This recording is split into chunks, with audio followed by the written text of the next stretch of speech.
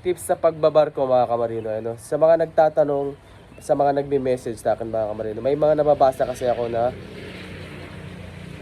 nasagot ko na dati pero may nagtatanong ulit, pero ito sasagutin natin para minsanan na mga kamarino. Ano?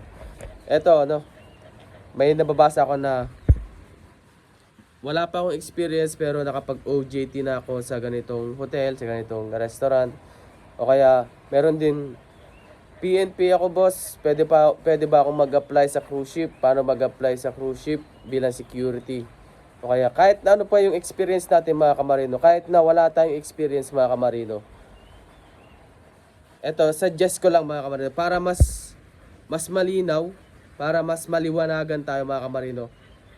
Subukan pa rin natin mag-apply kasi libre lang naman po mag-apply. Mag-apply tayo through online mga kamarino, kasi sa totoo lang kung ako tatanungin, lahat qualified yan, lahat pasado yan mga kamarino, basta may experience tayo mga kamarino. Kasi number 1 talaga sa pag-apply sa cruise ship yung experience.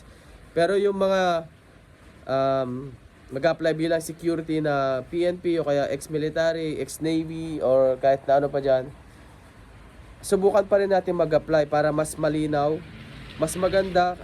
Agency mismo ang sasagot sa inyo mga kamarino. Para sa akin lang mas maganda. Pero para sa akin, nakikita ko naman sa mga post ng mga manning agency na priority or mas advantage mo kung sakaling uniform personnel ka pag mag-a-apply ka bilang security. Isa yun sa mga requirements nila mga kamarino, kaya advantage mo yun. Kaya mas maganda pa rin na magpasa lang tayo ng resume, para sa akin lang mga kamarino, para mas maliwanag. Kung nag-reply sa'yo o kaya nag-email sa'yo o nireplyan ka, ibig sabihin nun qualified ka mga kamarino, kasi hindi mahirap kasi sagutin yun eh. Sabihin ko baka pag sinabi kong hindi ka, kailangan mo kumuha muna ng experience bilang security guard, tas sa agency pala pasado ka na pala. Kaya mas maganda mga kamarino, kahit ano yung experience natin o kaya kahit wala pa tayong experience, may mga lalo na sa mga graduate na mga related sa hotel o hospitality industry mga kamarino.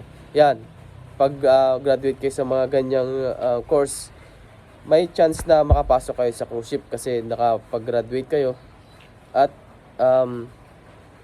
nakapag OJT kayo. Ibig sabihin doon, may chance tayo. Kaya mas maganda kung subukan pa rin natin magpasa ng resume. Doon natin malalaman kung papasa tayo o hindi. Hindi natin malalaman kung hindi natin susubukan.